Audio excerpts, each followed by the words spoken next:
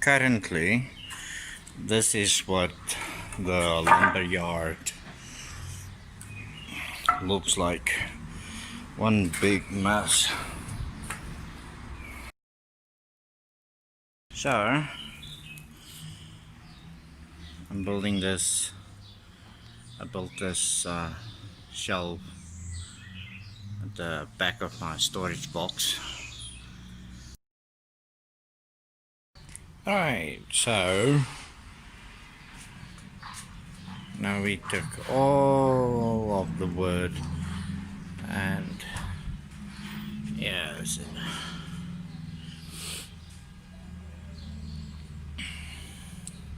So now we have space to do some maybe some heavy work that I can't do inside.